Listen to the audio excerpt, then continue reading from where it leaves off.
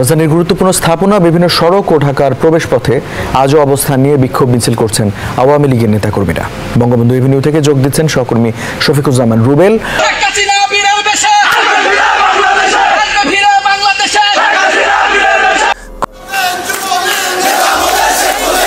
আমাদেরও এক দফা শেখ হাসিনাকে ফিরিয়ে আনবো, যতক্ষণ পর্যন্ত ফিরিয়ে আনতে পারবো আমাদের আন্দোলন চলবে।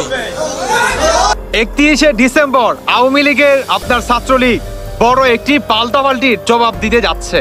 শুধু এটাই না, এটার সাথে আপনার বিএনপিও কি জড়িত বা যোগদান দিবে। অন্যদিকে আসুন আপনাদেরকে আরেকটা ছবি দেখাই, দেখেন ছবিটা দেখেন। আওয়ামী লীগের ছাত্রলীগের সাথে মানে রাজনীতির সাথে জড়িত থাকার কারণে 3 জন শিক্ষার্থীকে ঢাকা বিশ্ববিদ্যালয় থেকে বহিষ্কার করে দিলেন। সম্মানিত দর্শক মণ্ডলী, ভিডিও শুরুতে টাইটেল এবং থাম্বনেল দেখে আপনারা বুঝেছেন আজকে কোন টপিক নিয়ে আলোচনা হবে। আজকের কোন টপিক নিয়ে আলোচনা হবে সেই বিষয়টি আপনাদের সামনে তুলে ধরব এবং আজকের এই বিষয়টি খুবই গুরুত্বপূর্ণ একটা বিষয়। মনোযোগ সহকারে ভিডিওটি শেষ পর্যন্ত দেখলে আশা করি বুঝতে পারবেন, তাই ভিডিওটি না টেনে শেষ পর্যন্ত দেখার বিনীতভাবে অনুরোধ করেছি। দর্শক একে একে চলুন বিস্তারিত স্ক্রিনে দেখে আসি। নতুন বছরের প্রথম দিনে সকলকে ধানমন্ডি 32 নম্বর বঙ্গবন্ধু জাদুঘরে শ্রদ্ধা নিবেদনের জন্য আহ্বান জানিয়েছেন সাবেক প্রধানমন্ত্রী শেখ হাসিনার ছেলে সজীব ওয়াজেদ জয়।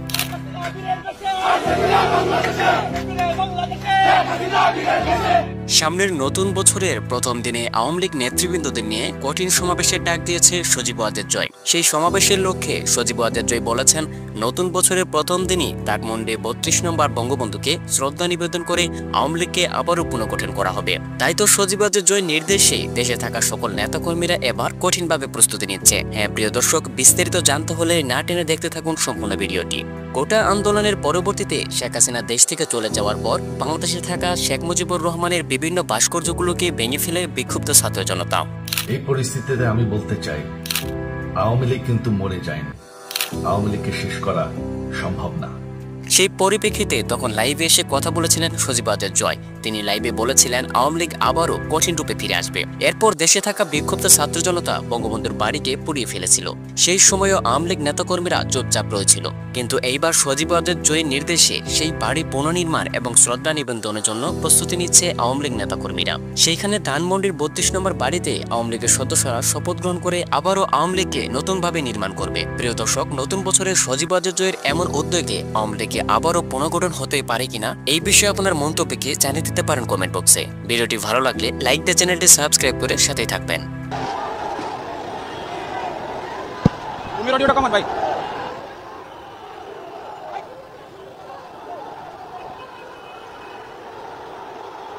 ওকে ভাই ভাই ভাই ভাই একটু পাশে যান, আপনি পাশে সরেন। বাবা বাবা বাবা গেটে গেটে গেটে গেটে না, ধরেন ধরেন ধরেন ধরেন।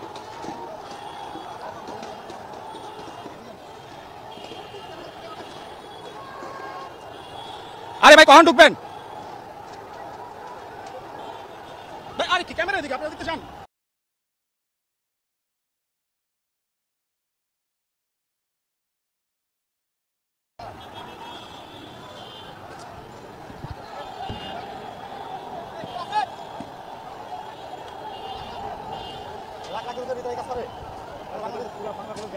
হ্যাঁ কত করতেই পারি না।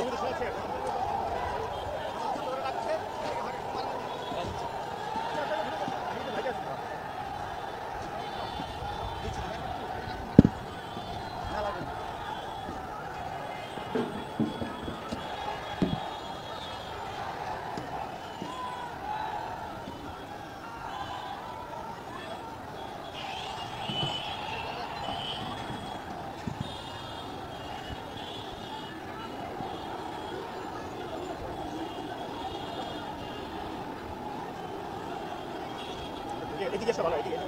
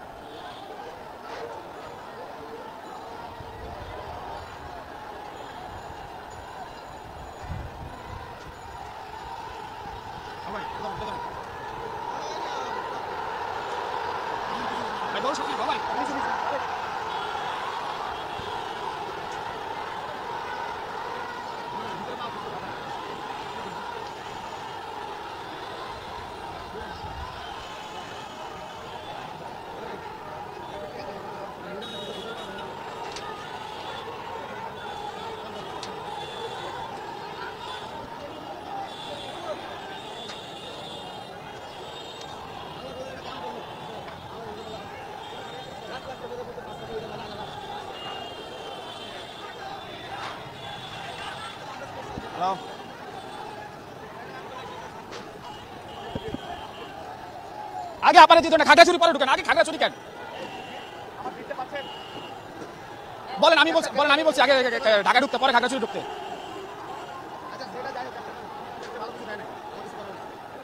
এত সুন্দর ফিড, এত সুন্দর ছবি, আগে খাগড়াছড়ি।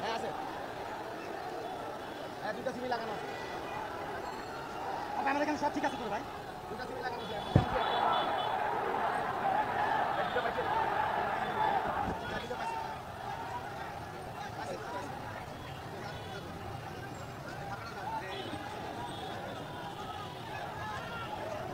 দর্শক, সম্পূর্ণ ভিডিওটি দেখলেন এবং আজকের এই ভিডিও সম্বন্ধে আপনাদের মতামত অবশ্যই কমেন্ট সেকশনে জানিয়ে দিবেন। এরকম সকল নিত্য নতুন আপডেট পেতে চ্যানেলটিকে সাবস্ক্রাইব করে রাখবেন। দেখা হচ্ছে পরবর্তী ভিডিওতে, সেই পর্যন্ত ভালো থাকবেন, সুস্থ থাকবেন এই কামনা করে আজকের এই ভিডিওটি এখানে শেষ করছি। আসসালামু আলাইকুম।